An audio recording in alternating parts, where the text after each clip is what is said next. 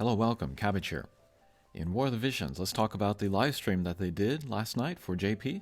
This is in preparation for the 3.5 anniversary. And it's been a while since I've made a video of War of the Visions. I always intended on covering kind of the major live streams, not the little ones that they do every month, but the big ones where they have like producer Hirono join. And then they released a very exciting collaboration, which I'll talk about in a second. And it got me kind of rethinking how I want to approach the game, although I have talked about this before. But I think I want to kind of approach the game just as a collector. Pull for the units that I want, and then cover the live stream news, the big live streams. So I'm not really going to be playing the game, you know? Even though I have these nice characters, there are no game modes that I want to use them in. So my approach to the game is going to be much more casual and then sort of inconsistent. There aren't going to be daily videos for sure. But it's funny, I talked about this in a community post, but there is a JP YouTuber that I liked very much, and then he quit the game, or he stopped making videos about the game, largely because of the kind of the dream upgrade. I don't know what you call it in global. But the thing where you take characters to level 140, the focus of his channel was always, he was going to be like a dolphin, and then his channel was going to be aimed at dolphins. And then, like, when they released the Dream upgrade, you know, he played for some months to see, like, you know, how doable would it be to use, for example, level 120 units against level 140 units.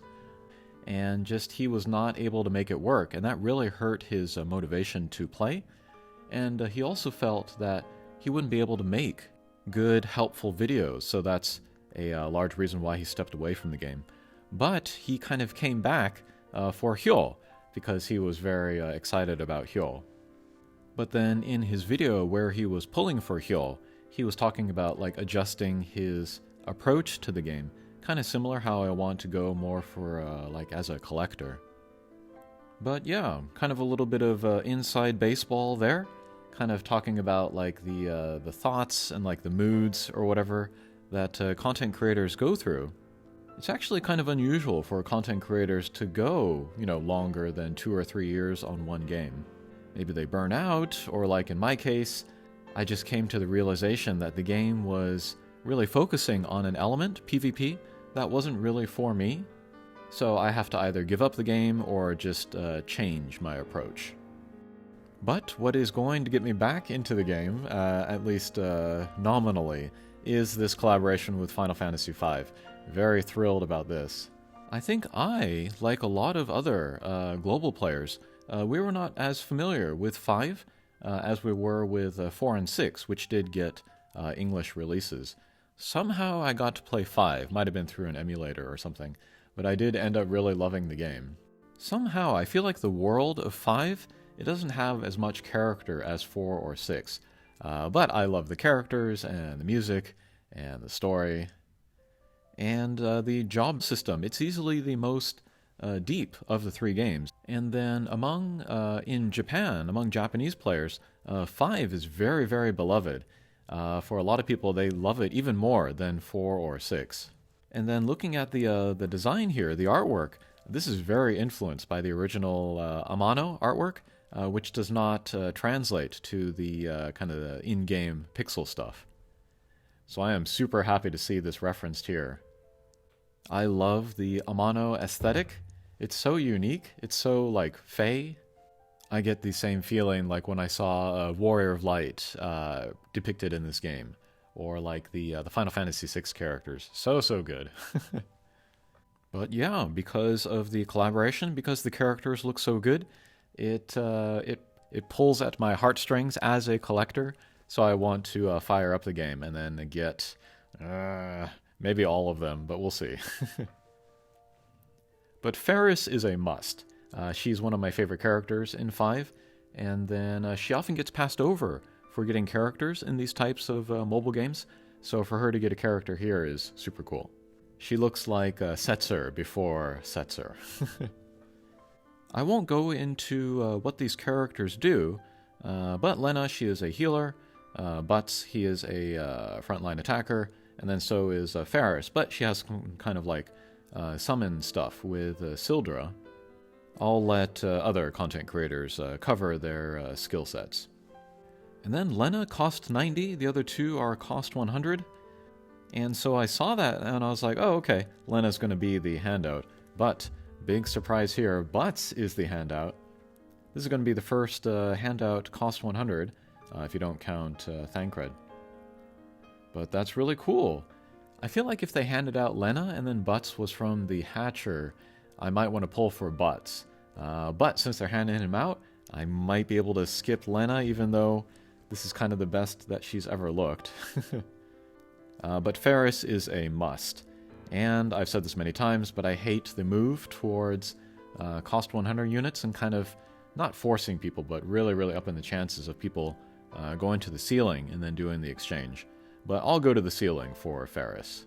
But lately I've been doing a lot of research on other mobile games, and then this move to even lower pull rates, making more people go to the ceiling, it's just becoming more and more normal in mobile games these days, so I don't know, maybe just a bad sign for the industry overall, but anyway, once in a while I will do it. Okay, and then they talked about Final Fantasy Pixel Remaster. This came out 2 years ago, I want to say, for like Steam and then mobile. But here it will be coming out on consoles, so PlayStation 4 and Nintendo Switch. I did not pick up the ones from before, but I think I want to pick up this one here. I have a Switch, being able to play it on there will be cool. And then there are two major changes that they're going to do for this release. One, they'll let you switch back to the classic music, which is very important to me. That's very nostalgic. Before, they had very kind of symphonic stuff, which is cool, but it doesn't quite hit the same chords of nostalgia for me. And then, you can also change the font. With the mobile and then the Steam versions, they had a very clean font, kind of like what we see here on this slide. But you can change it back to the blocky pixel versions, so that's also very cool, very important for the nostalgia. But like 5, I haven't played in a while, and then with the job system, you know, there's many possibilities there. 3, it never got an official English release until that DS version, which was like super deformed 3D stuff. That aesthetic didn't appeal to me very much, so I actually stopped playing that halfway through. But if I could play something more like the retro version in this, that might be fun. That is coming out in 2 days, so I will try to pick that up. It might be just the Japanese, but we'll see. Alright, and then to celebrate the release of Pixel Remaster, they will release all of the numbered banners, the limited time characters in JP. So this is very cool, and it's all of these guys. It's even some of the newer editions like Kefka. I think Sephiroth was in there as well. People would be very interested in picking him up.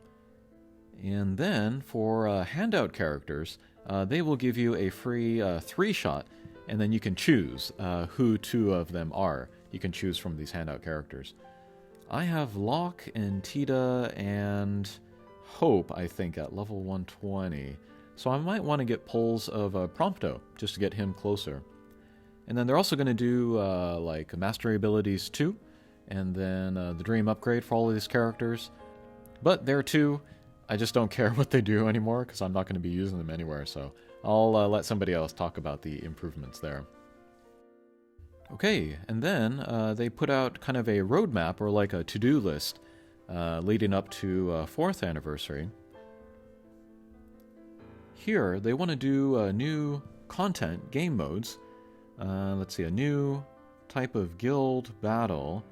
The Castle Crush thing was a big failure, so maybe they will revamp that, or do some kind of new version of that. They want to do a new limited time arena event. I feel like arena has been pretty unchanged since launch. It's just a week at a time. Maybe they want to do like an arena event that lasts longer, like a season or something. And then here, this might be an all-new game mode, but something that focuses on overkill. So maybe it would be like a damage counter. Might be similar to like subjugations in Near Reincarnation. But unfortunately, this is all PvP stuff, or like competitive stuff. It's not any PvE like I would want. Oh well. By the way, I don't begrudge, the game for being PvP, or I don't begrudge players that enjoy PvP. I'm actually jealous of them because they do have a great game for them, and if folks can enjoy it, that's great. I just recognize that that's not my playstyle, and therefore I need to adjust my playstyle rather than demand that the game change to meet my needs. It sucks, but oh well. Okay, next, they also want to talk about improving some handouts. So they want to improve handouts that will more match the environment. That's very vague. And then for arena or class matches, they want to kind of look again at sort of the rewards that they give there. This is dangerous because you don't want the rewards for PvP to be too good, because then you might get accusations that the game is becoming pay to win. So yeah, that's a tricky line to walk on. Alright, and then finally, various quality of life stuff. They want to add a feature to favorite story quests. That's interesting. Maybe there's a story quest that's easy to farm, like Auto Battle, or maybe there's a story quest where you want to revisit the story itself. I don't know exactly what that's going to be. Next, they want to add a feature to the barracks where you can add a bunch of food at once, finally.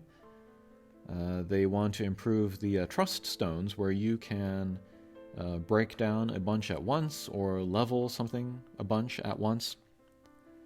They want to fix how like unit status is displayed. And then like the equipment proficiency or the Esper, familiarity. They want to maybe lower the amount of farming that takes. And they said that there's a bunch of other stuff that they want to improve, but for now, this is what they are working on.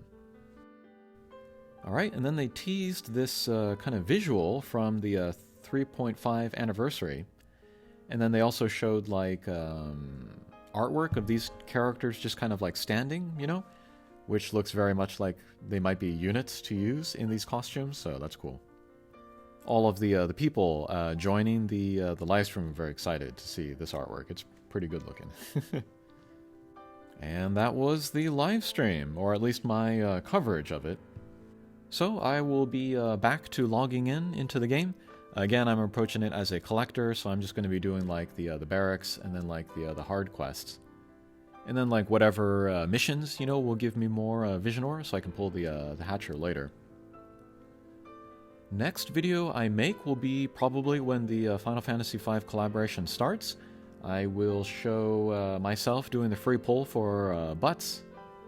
Maybe I'll do some discount pulls for Lena, but I'm not going to go very hard for her. I'll be waiting for Ferris, where I will absolutely go to the ceiling for her. Okay, that'll do it for this video. Thanks for watching, and we'll see you again. Take care.